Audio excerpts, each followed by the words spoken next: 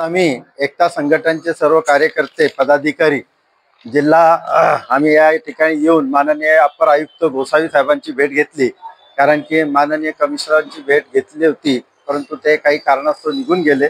असो, गोसावी साहेबांनी सगळं आमचं ऐकून घेतलं। आम्ही दोन विविध प्रकारच्या तक्रारवजा निवेदन त्यांना सादर केलेले आहे।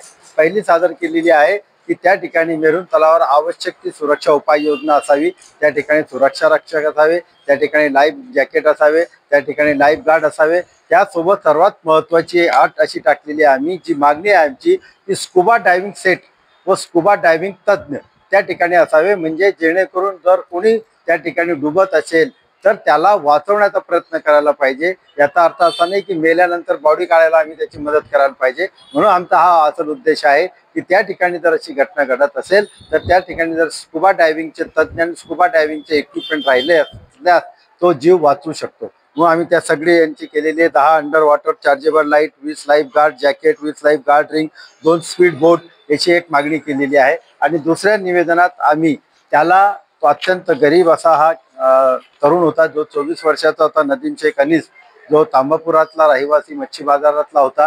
त्याचे ह्या मृत्यूमुळे त्याचे कुटुंब उदरनिर्वाह, त्याचे वडील जे एकदम आजारी आहे, म्हातारी आहे, त्याची आई सुद्धा म्हातारी आहे, लहान भाऊ आहे 7वीचा, एक 9वीचा बहीण आहे। अशा दोघांचं शिक्षणाचा आणि त्यांचा उदरनिर्वाहाचा खर्च कसा भागेल, त्यामुळे शासनाला हे आम्ही हे करतोय आणि मनपा फंडातूनही मनपाने आवश्यक ती त्याला त्या ठिकाणी त्याला आम्ही नुकसान भरपाई तर नाही म्हणू, परंतु मनपा फंडातून त्याला काहीतरी आर्थिक मदत करण्यात यावी अशी आम्ही आज या ठिकाणी मागणी केलेली आहे। गोसावी साहेबांनी सर्व ऐकून माननीय आयुक्तांना आणि माननीय शासनाला ते लवकरच या प्रकरणात मागणी करणार आहे। त्यांनी त्यांच्या आपत्ती व्यवस्थापन यांच्याशी संपर्क साधला आणि आवश्यक ती माहिती त्यांच्याकडून घेतलेली। धन्यवाद। फारुख शेख, सचिव एकता संघटन जळगाव।